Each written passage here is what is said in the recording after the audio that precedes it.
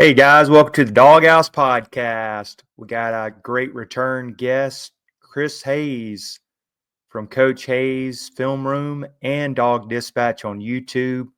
We give a score prediction, preview, and predict huge matchup, rematch, Georgia versus Texas in the SEC championship game. Also, we talk about, will Arch Manning play a lot of reps, play a lot of time against Georgia this weekend? Also, Coach Hayes gives his opinion on potentially the number one overall recruiting class for 2025 for Georgia. And also, is this the greatest defensive line class in the Kirby Smart era for Georgia? Be sure to like, subscribe, share the podcast. That really helps out. Georgia versus Texas rematch, SEC championship game. Also, National Signing Day 2025 class. Got a great return guest, Chris Hayes from Dogs Dispatch and Chris Hayes Film Room. How are we doing today, Coach Hayes? I'm doing great, Trey. I appreciate you having me on tonight. Yeah, man. Appreciate you coming back on. First off, wanted to touch on the crazy, epic 8 overtime Georgia versus Georgia Tech last Friday on a chilly Friday night. Didn't think it would come to that. As Georgia fans, it was very stressful as it is usual. I was talking to my mom after the game. She said Larry Munson would have loved that game. Boy, wouldn't he? He would have. Rest in peace. 44-42. Haynes King played his butt off, 300 yards, over 100 yards rushing. Got to get it to the kid. Left it all out there, but didn't have enough to get the win. Also, Brent Key, hats off to him. That yes. He definitely wanted that game, but didn't have enough bullets left in the gun. But Georgia wins epic 44-42 win. Wanted to get your reaction on that. Well, I tell you what, he might not have had bullets left in the gun, but he was taking the magazine out and throwing it at you and throwing the gun at you too. I was at the game, so I got to experience that. Yeah, I got to experience that. It was a very unique perspective. And honestly, since last year, watching Buster Faulkner run that offense with Haynes King really had me sort of on the edge of my seat because, first off, Buster knows Georgia's defense in and outs. He's been out there running against their scout teams. He's been running against, using the scout team against the first team D, the second team D. He knows what exploits it. I'm sure he's heard Kirby Smart and the rest of the defensive staff cussing up storms because they're beating them on certain situations. And sometimes, yeah, a guy gets out athleted, but a lot of times it can be scheme related too. So you think about it, he's had that whole time. I've had an opportunity as a coach to take my style, knowing that I'm playing a team with a coach that I used to coach with, and I know his tendencies, that you have the ability to go out there and try to exploit those tendencies. Do they work all the time? No, but it definitely gives you an advantage. And I think that's the reason why we've seen Buster Faulkner and his offense run very well against our defense. He knows how to put us in what I call stress situations. It's not necessarily that we're out of place, but because he can motion somebody, and because you've got motion every play, you got to be accountable, almost like triple option or like the old school wing T team that was running the veer, where you have a guy in motion, so you've got to take care of the dive, you got to take care of the quarterback, you got to take care of the pitch back, and it's the same thing. Buster does a great job of utilizing his talent, and Haynes King by far impressed me last year. That's why I called him out this year to beat Florida State out of the gate, and if he'd have stayed healthy, I think they would have had better promise to even have a better record than what they actually did do. But I think Brent Key's got that team going in a great direction. I have a lot of respect for them, honestly. But from Georgia's perspective, believe it or not, as a coach, fans hate it. What happened? They want to see a game where we're just blow them out and finish up. But as a coach, I love it. It makes you battle tested when you got to go 4 quarters and then some, where you're basically at the bottom of the barrel trying to figure out what you want to call off your play sheet to finish a 2-point conversion to win a ball game. And they finally just won it with base inside zone. So honestly, to tell you the truth, as long as we stay healthy or stay as healthy as we've been, I think we're going to be in good shape, honestly, because it just puts us in perspective that we don't ever give up, we don't ever let up, and we realize we're a 4-quarter team. And you like to see battle-tested games because it lets you know where you're at, where your heart's at, where your team's at, where your leadership's at, all those things combined. Yeah, definitely a resilient team. Maybe not the most – well, they are a talented team. Maybe not the most consistent team Kirby Smart's ever had, but – man, you gotta get a crowbar to knock these guys out. You gotta knock them out cold. Stone Cold. Another one this reminded me of was some of those Alabama games from the Tech side. Beat them all but 1 or 2 minutes, and they come back and they just get you in the end. And just great teams find a way to win. That's what that was. But resilience is the key word. What I was surprised was first off, had Rec Talk on last week, great Georgia Tech content. He kept saying Haynes King couldn't throw past the line of scrimmage, those shoulder issues.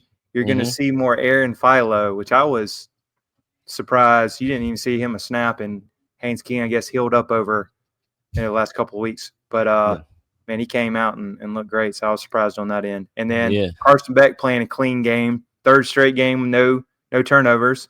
Ended up having 5 touchdowns. Georgia ran a little bit when they could. But another one I wanted to ask, and this will be leading into the Texas game too, Coach Hayes. Yes. What do you think the issues are where Georgia can't stop the run the last couple of weeks? And that's something we're going to worry about heading into Texas. If you look at what they did, Haynes King predominantly was the carrier of the football. And if you think about that, go back to the Alabama game. Someone that actually had something similar to that style of offense was Jalen Milroe running the football. If you think about it, the same woes that we had trying to stop Jalen Milroe against Alabama was very similar to what we were struggling with Haynes King as well. Because like I said, you have the threat of being able to hand it off on the stretch. So you've got to take care of the perimeter with your outside guys and be good tacklers. But if you have one linebacker that gets removed because of motion, and then you've got one less guy in the box and they exploit that spot, which happened quite often, it becomes an issue. So what it's got to be, and, if I'm Texas, I take probably a couple of plays out of that playbook. Not necessarily because I don't think, Arch Manning is a good running quarterback, but to me, he's not a dual threat +1 quarterback. They're not looking to live their life off him being the primary ball carrier or the secondary ball carrier every time the ball is snapped, like they were doing with Haynes and obviously like Jalen Milroe with Alabama. But still, though, you've got to be accountable for that. And I wouldn't doubt it if they try to apply that to their offense, maybe throw in a wrinkle or two, because they see how they can get people out of space. And when you get people out of space and you're attacking with gap scheme and you keep the football with a quarterback that's accountable as a +1 guy in the box, it tends to create, like I called it a second ago, like it stresses, what I call our stressors, where it's not necessarily that you're not still sound to it. You've got the right people in the right places, hat for hat. But by moving people and having them have to maintain eye discipline all while playing fast, all while people are moving, that does tend to have an issue with still younger guys trying to apply themselves. Because to me, defensive linemen are defensive linemen. You got to take on a base block, a down block, a stretch block. You've got to be able to get off blocks and try to defeat your gap and get to the football. But at linebacker level and at safety level, the eye discipline is so much different because you're trying to watch people in jet motion. You've got your responsibility to your gap, and one step in the wrong place and you've got a guard or a tackle on you and you've got leverage and then you're beat. And I think that's what Georgia Tech exploited a little bit on that Friday night, and the reason why you saw the struggles the way they did, because a lot of times we had pretty decent fits, but it was just one of those things where you got one guy that needs to make the play, miss tackle or get sealed off on the block, and they have a hole to run through, and you get 5 to 6, 7 yards at a time. That's very frustrating because, like I said, it's not one of those things where you're playing behind the chains. Georgia Tech was continuously playing in front of the chains, and that's something that makes your defense very weary. Yeah, I just think all in all, go back to what you said, is Buster Fulton to kind of know, and Kirby Smart backwards and forwards and kind of figured him out, and he just gave him all kind of problems. But Georgia gutted it out, resilient, got the win. Yep. And then before we move on to the big-time matchup, I want to give you a shout-out. A lot of Georgia fans might need this weekend. It's going to be VivaTequilaSeltzer.com, 0 carbs, 0 sugar. Great for the tailgate. Great for some of the holiday gifts coming up. Dawg House 20 for 20% off. Again, that's Dawg House 20 for 20% off. VivaTequilaSeltzer.com. Check them out on Instagram as well. My personal favorite is the watermelon huckleberry. It's also tasty as well. Check them out on their website. Big time matchup, rematch is going to be Georgia versus Texas, SEC championship game, Mercedes-Benz, 2.5 point spread, which is interesting. Do want to first off and ask the question that everybody's talking about. They're probably going to beat this to death. Do you believe in the theory it's hard to beat a team twice? What's your thoughts on that being come from? Yeah, I have to say it's tough. I've had it happen a few times in high school back when I was actually in school playing, and also in the earlier times when the region would play out where you would end up playing a team in the regular season, and then you'd have the 1 through 4, and then one would play 4, 2 would play 3. It's really tough because it tends to make people kind of settle into this mindset that if we did it once, we're going to be able to do it again. You got to treat it like you've never played Texas this year, like this is the first time you've played it. That's the mindset you've got to have, because if you go in with a comfort level, that's, to me, that complacency you hear Coach Smart talk about. I feel like that's what you have when you go into a week of preparation where you beat this team already, where you showed, we showed out defensively. A lot of people don't realize, and I won't go too far into depth because I know you've got some different questions about it.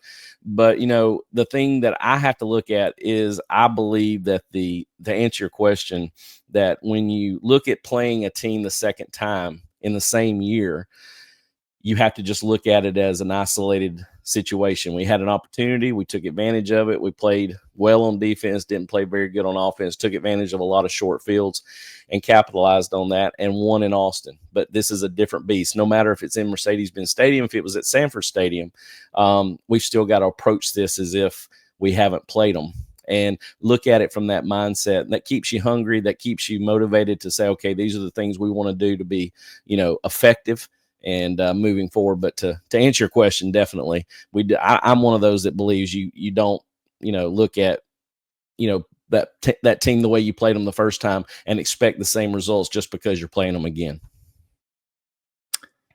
Yeah, completely agree on that. And as we see, and also in other sports, NFL, it's hard to beat these divisional teams twice. Right. Falcons fans, hard to beat Panthers twice, even though they're down, or New Orleans or Tampa Bay. So it's hard to beat a team twice. They usually split. So yep, completely agree with that.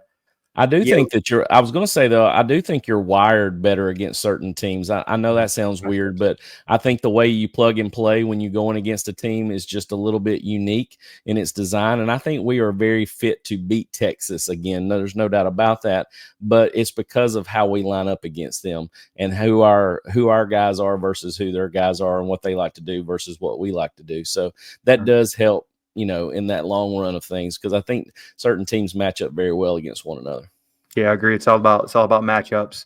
Did want to mention maybe a little off the field. So Julian Humphrey earlier in the week announced transfer portal, which I thought was weird timing. Like, why would you do it right now? Maybe after one of the playoff games or whatever. But do you think this is a little bit of a distraction? Do you think he's even going to be a part of the team? I know it looks like he hasn't played last couple of games. I think he started 10 out of 12 games. So do you think any distraction on this? Without a doubt. When you have a kid that's acting that way, and honestly, he's probably been that way ever since his reps has gone down. You notice probably since realistically the middle of the year, you've seen every game where his reps continue to get worse and worse. And that comes from your attitude going out there every day. When you don't go out to try to earn things and you've got guys that are pushing you from behind and you realize that you're just one play away or two plays away of inconsistencies that you could be replaced. And then when you get replaced, it's hard for people in today's time. These kids nowadays just don't get it, that instead of saying what's best for the team, it's more about myself. And when you put yourself in front of the team, you can't have that. And I know Coach Smart's old school. He's like me in that mentality. I'm sure that he probably has Humphreys disconnected from the team. I wouldn't be surprised if we don't see him at all since he's done this situation. And I think the players kind of in the same way feel this way. I think he's been kind of getting on some people's nerves. I'm not going to lie. I posted something on Twitter the other day where I wanted just my Dog fans, because I was breaking film down and I had it on the sky cam with just the sound only. And I wanted everybody just to hear the roar of the stadium, when Frazier scored. And I didn't notice it till after, a few people had looked at it, that I was getting some replies saying, look at, Humphreys and Ellis Robinson walking off the field together while their team is celebrating in the middle of the field. And I didn't see it till after it was brought to my attention. And, the next day Humphreys, says he's going to be entering the transfer portal. I hope he's not in Ellis Robinson's ear. I don't think he is, but like I said, it was really kind of disheartening watching those two walk off the field when their team had just won that, gut-wrenching game, 44 to 42, and their team celebrating in the end zone, bands playing, everybody screaming, and they're walking to the locker room. So, but to answer your question, I think he's definitely, I would say 99.9% sure we're not going to see him at all. Yeah, and then he flirted. He sounded like he flirted a little bit last year and put his toe in the water a little bit about. So, hey, Yeah, you don't want to be a dog. Kind of like what Kirby says. I don't want to waste energy on you. So right. I agree with that. So it looks Yep. like it's going to be. Is it the Daniel Harris show then? Yeah, and I like Daniel Harris as I've watched him. His sample size has grown from him playing. He's got great length, and he's definitely not afraid to tackle, which you definitely love to see as a DB coming up and making tackles. Very aggressive, has a good lean, and he's beginning his actual, to me, what he's got to grow in is that we do mismatch between man and zone, and he's probably got to learn how to strap down the zone a little bit better when he's in cover 3, cover 4 stuff, and he's got guys in his zone to be able to learn to close on receivers and to be able to dislodge footballs when they're thrown into his zone. But as far as his man technique's getting better and better every week, and I like his size. I like him, just seemingly growing up in front of us. And I think that's the reason why we've seen 7 on the field more than 12 in the last 6 weeks. Yeah. And I know earlier in the year, I believe Humphrey got burned pretty good bit. So, well, Daniel, Daniel did too, though. I mean, Daniel got beat in the Mississippi State game. I mean, I watched them both get beat, but you're right. Julian Humphreys was having a lot more inconsistencies because what I noticed with him is not just his pass coverage. He wasn't tackling either. He's not a very good tackler in open space either. So, it's just that consistency you've got to have. You got to put the best player you think out there that's going to contribute to help you win ball games. Yeah, it'll be an interesting matchup to see for the Georgia-Texas game. Mm-hmm. Yeah, looking at the matchup again, I did want to ask, because everybody's asking, do you think you see some packages with Arch Manning since he is mobile over Ewers, and how much do you think he plays? I wouldn't put it past Sark to do that. Just like I said earlier, I think that they have to see what Jalen did to us with Alabama, and then, of course, what Haynes King did with us from Georgia Tech. I think that Arch does a good job of those kinds of things. Unfortunately, they're not used to running +1 type stuff, though. So that's not just something you put in and just all of a sudden get good at, because you've got to learn the timing and the sequencing of running people in jet, timing it up to where you're catching that snap right before the jet back gets to you, being able to ride a jet back about 2 half steps, watching the defensive end to see whether you got to give or pull. So, I say that they might put some similarities in. I just don't know what the extensiveness of it is, especially when you're going into the SEC championship. It's not really a situation where you want to start dawdling in something else just because you're trying to exploit Georgia for 1 or 2 plays. Do what's best. Look at what was productive against them when you played them in Austin, even though you realize you're going to have to obviously pass block a little bit better, maybe throw some quick screen game, get the ball out quicker, sort of similar to what Ole Miss did against us. Ole Miss didn't give us time to get to the quarterback, where Quinn was sitting back there for that 4-second window and he just wasn't having time to throw because we were getting to him so quick. So I do think they'll probably have a couple of things for us, especially if Quinn is struggling again like he did last time. But, we've got to go out there and be able to be ready, because I'm sure Coach Smart is preparing them this week for both of them. Yeah, also, I believe they're down potentially one of their starting linemen, which might be a blow. Yeah. And then it looks like they've been rolling with the Wisner kid. I know we shut him down in our game. I think it was Georgia or Texas only rushed for 29 yards. Mm-hmm. Do you see any change from the last couple of weeks, or it's just a lesser opponent? I think he had 133 yards against Texas A&M.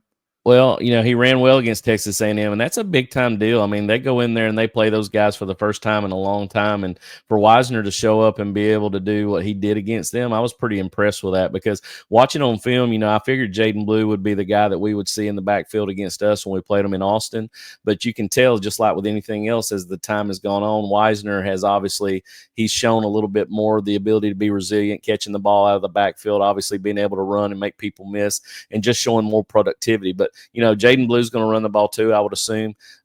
They even put them in 2-back packages I saw against Texas A&M, where you didn't realize who was going to get it in that situation. But, it's a matter of us just doing the fundamental things, man. We got to tackle. We got to be able to, once we execute and get to the football, we got to make tackles. I call it getting home. When you get home, man, you got to put your foot up and you put your feet up and, take care of business. And it's the basic situation that you look at. We get home, we got to make tackles, we got to secure and, make sure we don't let him get loose. Yeah, let's hope we get a repeat performance from Jalen Walker and Mikal Williams. Hopefully they can get some more sacks. I don't know if they'll get 7, but hey, if we get 3-4 or cause some turnovers, that'll be good.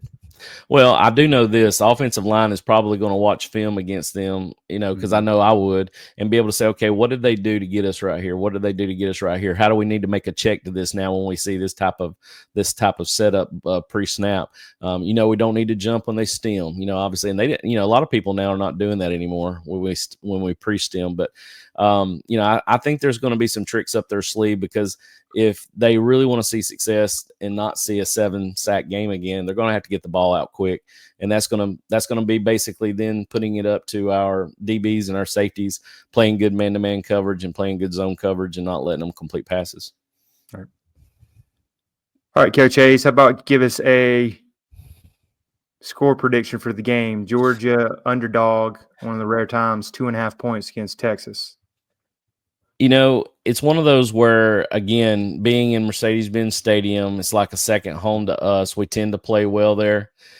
Texas coming in for the first time is going to be caught up in a little bit of the, I see it in their fan base, and I know the Texas players probably don't feel the same way, but it being their first year in, they're getting all this glitz and glamour about being in the SEC in the first year, making it to the SEC championship. But heck, I think about 75% of them could have gotten to the SEC championship with their schedule.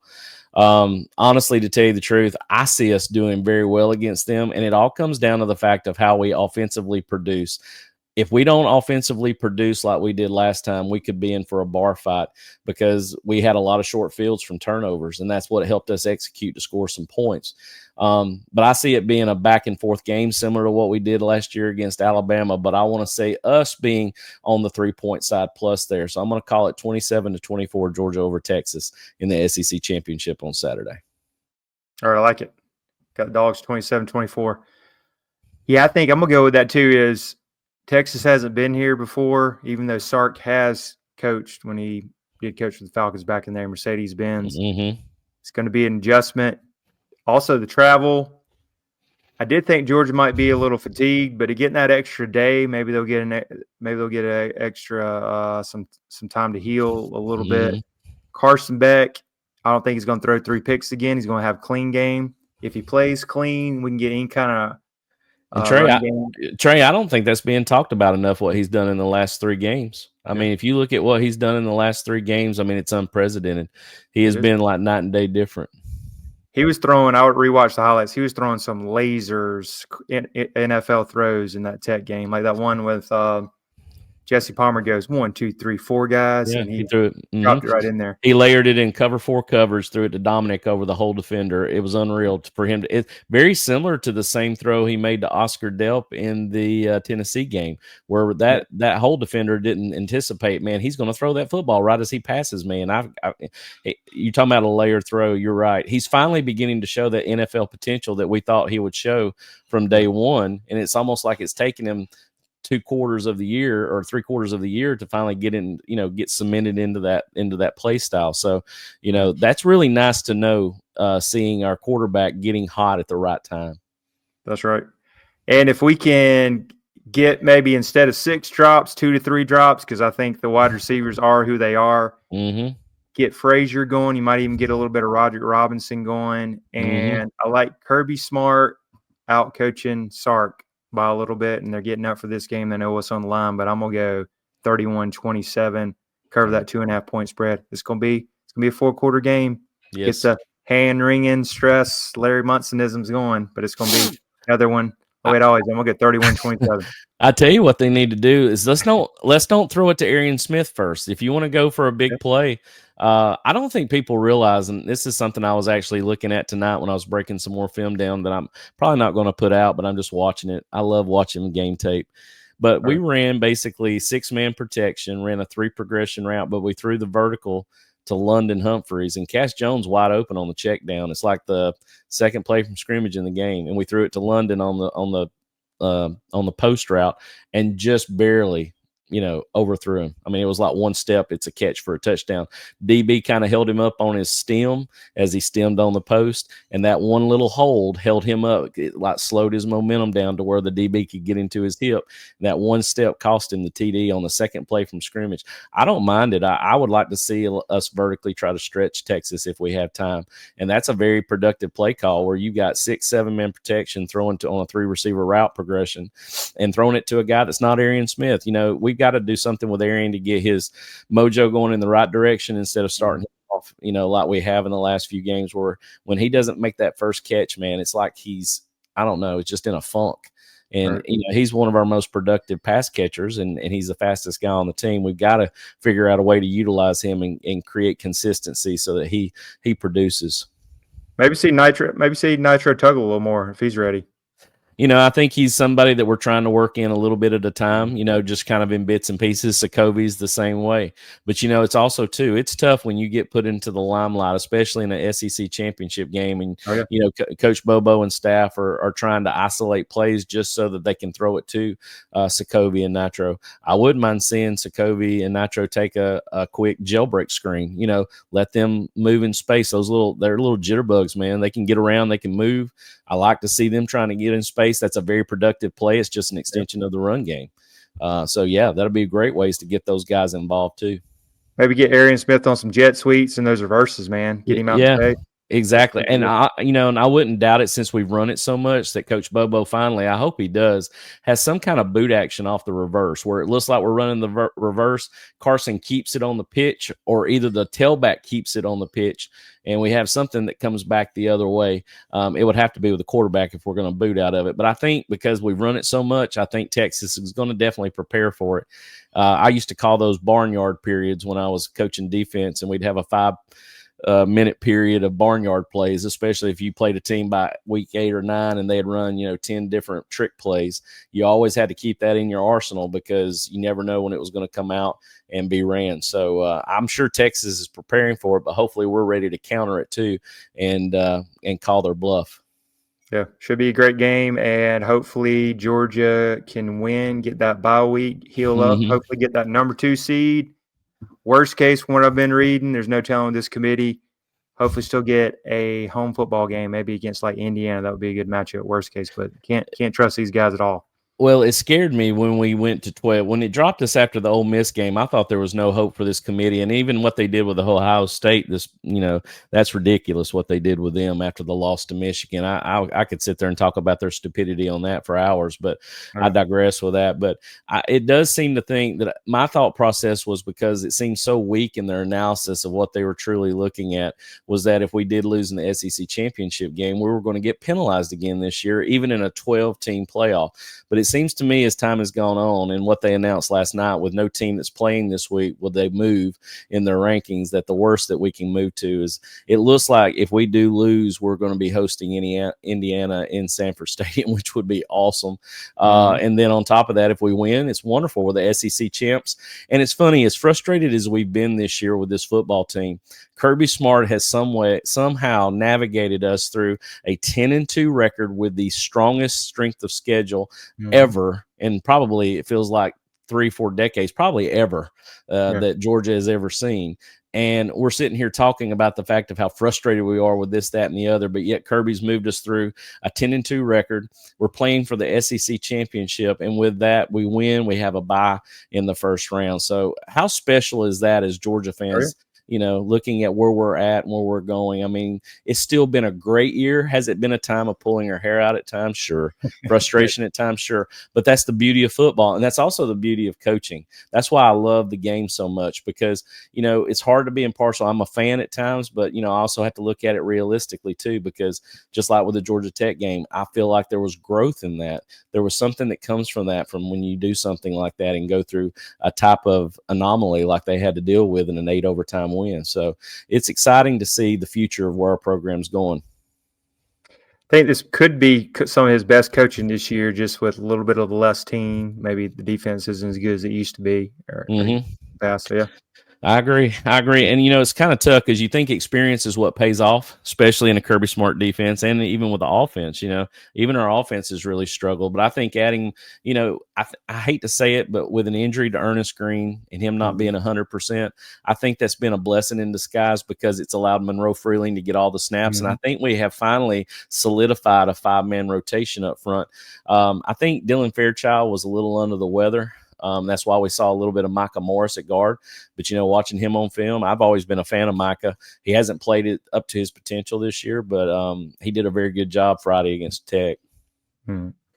Yeah, it's always good to have a good standard 5 because they've been bouncing around musical chairs, so that's always good. Exactly. Consistency is definitely key. Definitely gives Beck more, I think, a little trust and the courage to stay in the pocket a little bit longer and deliver those balls that we want to see him throw. Oh, yeah. And then Coach Hayes wanted to briefly touch on it just because it is National Signing Day, the early National Signing Day, so a little different than the last couple of years. But Georgia's sitting at number 3, but still potentially, if they can get Justice Terry on Friday at 12 p.m., could jump up and be the number 1 overall team on recruiting-wise. So I want to get your thoughts on and maybe some highlights. I've tried to catch up with a little bit. I know you know more than me, but maybe who stands out and then maybe like a dark horse or who could play right away that maybe Georgia fans don't know about. I know Uzumani Chroma today, decommitting and going to Florida State. A lot of people are upset about that. But honestly, to tell you the truth, I think we're in good shape in the running back room. And I still think we're going to be probably looking at the portal for that if that doesn't happen. And then the defensive line position, I think if we get Justice Terry on Friday, which I'm about 99% sure we're going to get, we were 99.9% that Caleb Downs was coming to us from the transfer portal from Alabama, and you saw where that went. So, I mean, with all the talking heads and the crystal balls that we have showing that Justice Terry's coming to the University of Georgia, I think it's true. I think it's going to happen. And we are going to – I want to say this. It's not the most – believe it or not, the most talented class that Coach Smart has had. In 2018, I believe he signed 7 5-stars. That's unprecedented. That was back, and I think the only one that did not, and he would have been in the NFL too, I think it's the kid from Rome High School, Adam Anderson. Was the only one. What obviously happened with him, and I think he would have been a first-round draft pick himself. Every other one that was picked in that group, the other 6 are in the NFL now.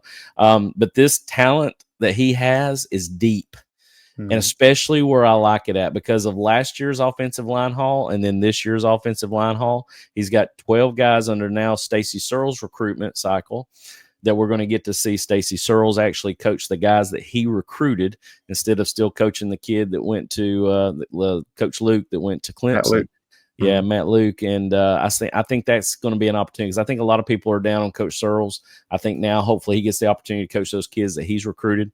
But, to me, even with Wynn and McLeod and those guys not signing today because we thought we might steal one of those guys, I think if Justice Terry signs on Friday, we will have the deepest group that we have signed in a long time, if not the best, as far as coming down to the deepest group versus, most talented group. But, I mean, we recruited in the state of Georgia so well. I mean, you're looking at just all the different positions from end to tackle to linebacker and really in good shape. So, I'm looking at my board here and just, I don't know. I think, honestly, the one that I'm most excited, we called C.J. Wiley. I told you he was coming. You remember we talked about that? Yeah. I am excited about Talon Taylor. I had the opportunity to talk with his mama just real quickly via just trying to speak with her on Twitter because I wanted to do a little promo on his abilities because I wanted to compare his junior film to his senior film, and I was just doing a little 6-7 show segment on him, and I wanted to know how to pronounce his name because that's a big deal to me as a teacher and as a coach. I want to make sure I'm pronouncing the kid's name right, because a lot of people call it Taylor. And I said, how do you spell it? And she was like, it's just like a bird's beak. She said, it's Talon. And I said, okay. So I was making sure because I wanted to reference him the right way. But I'm telling you, watching him on film, He is, I'm not going to compare him to George Pickens, but he is one of the most highly touted wide receiver recruits that we've had since George Pickens. And that's exciting for Georgia football because we need that. We understand that. We've seen that through the year this year. So he's my exciting player that we have that signed his NLI today. But I'm looking at my board here, just trying to find a dark horse that really fits. How about Elias Williams? I've been hearing good things about him. He's tall. Oh. Think he'll be a problem? Yes. I didn't want to say him because honestly, Elias and Ethan Barber both. We got Barber, who's also from Milton High School, along with C.J. Wiley. Can you believe those two were on the same team, on the same high school team, Barber and Wiley? They're man-childs. Elias Williams, to me, fit. He has that look of the Washington kid that went to Pittsburgh, but he's a little bit quicker, a little more quick twitch. That's how scary this kid is. He is a mismatch in space at, roughly 6'7". He's a little bit smaller than Washington kid, but the way he lumbers when he's running routes, he reminds me of him when he's running routes, but I just see a little bit more of a quick twitch. In Camden County, where, he's at, they ran him a lot more outside in one-on-ones, man, and he is a mismatch. And I think he's going to do the same thing when he comes to Georgia. He's going to give us the opportunity with the guys that we have there right now, along with the two that are coming in. I think Barber and Williams both are hybrids. I think they really do fit where they can line down and put their hand in the dirt and block you, but they can also line up behind the tight end like we do in a lot of dual 12 personnel and be able to run routes on safeties and be able to be a mismatch for them. Yeah, definitely excited about him. How about maybe like a Landon Roldan? Maybe like another, hate to call him a lad because he doesn't grow on trees, but similar to that.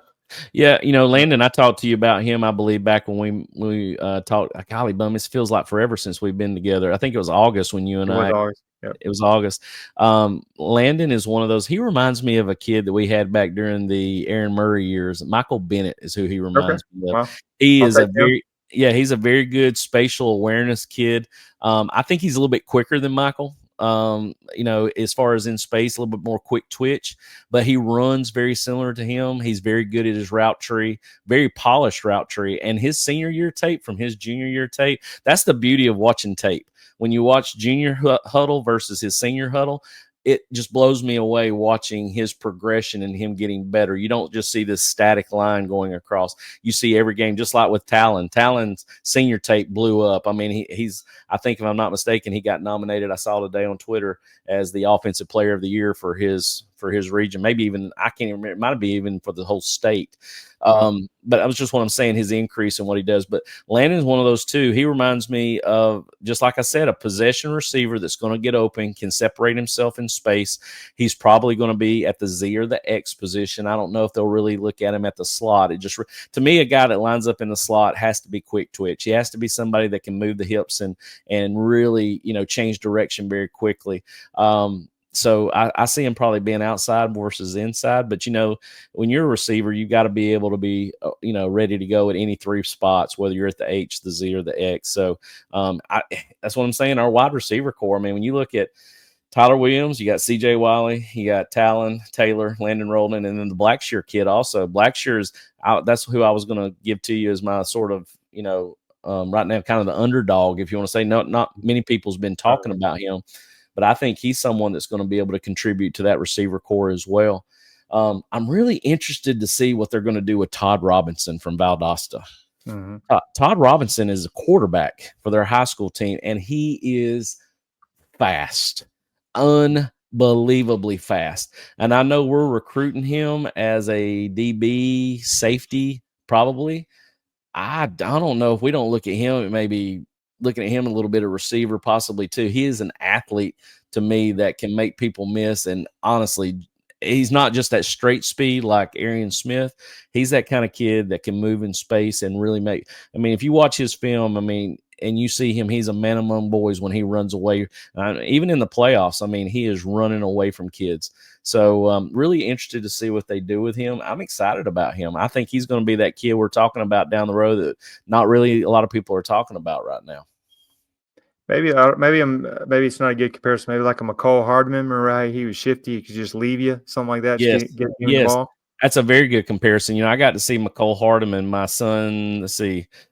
My son's freshman year, we played Elbert County third round of the playoffs, and McCole was all they had. He was their, go-to guy, and he was unbelievable watching him in real time. So, yes, I definitely could see Todd Robinson being similar to that style and speed. And it's the same way we recruited McCole, I think, on the defensive side, and eventually, shifted him over to offense.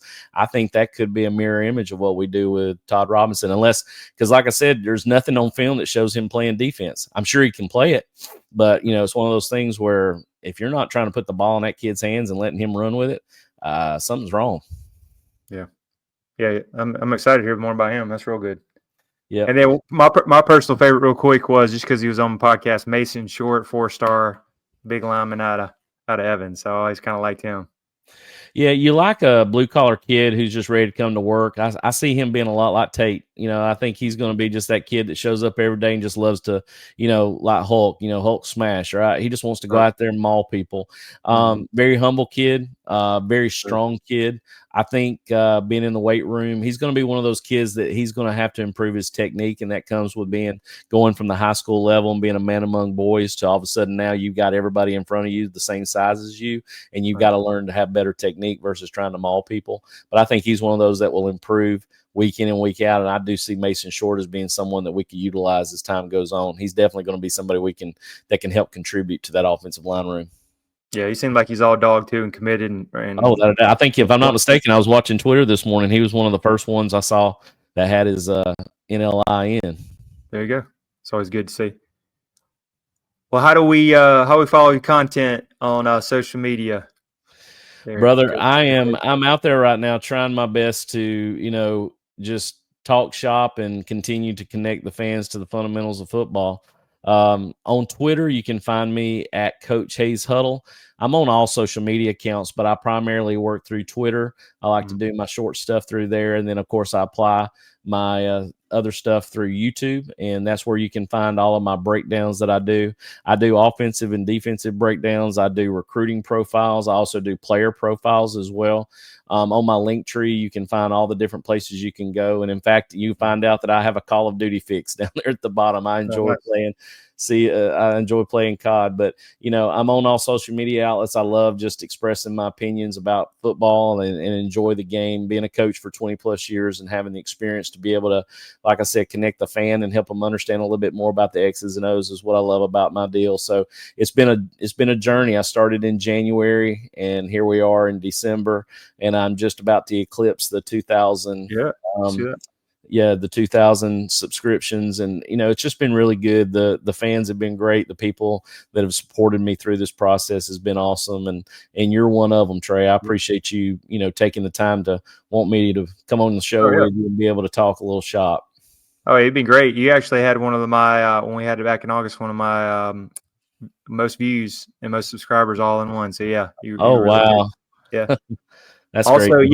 Check out Coach Hayes. Get him on the road. Hey, subscribe to him. Get him on the road to 2,000, and then follow him also on Twitter, and he'll talk some ball. He's a great breakdown. You remind me of a lot of Brooks. Brooks Austin. Brooks Austin. Believe it or not, Brooks is the one who turned me on to doing pause. He turned me to doing this because as a football coach, when you're sitting at home now, not having to go out to practice every day, not having to break film down, I was sitting here twiddling my thumbs, Trey. Right. And my wife was like, "You got to find something to do." So, of course, being a Georgia fan, I would watch stuff and I catch podcasts and things like that. And I just happened to see there's Brooks. This was back when he had first started. He's sitting in front of that Sports Illustrated logo, and I was watching him take film over, and he was drawing the X's and O's, and I was like, "Oh my God, that's something that I could do, something I would really enjoy doing." So once I figured out the software of the computer and how to be able to draw on it and that kind of stuff, it was all she wrote. I remember when I did my first edit, it took me like 3 hours to do a 5-minute video. And now I can knock out a 5-minute video in 5 minutes. So, it comes with learning the process and being able to be patient with it. But when you're passionate about something, it's not work. And that's the reason why I enjoy doing what I do. Yeah, that's awesome. Yeah, check Coach Hayes out. He's a pleasure to watch. And if everybody's still around, make sure to like, subscribe, share.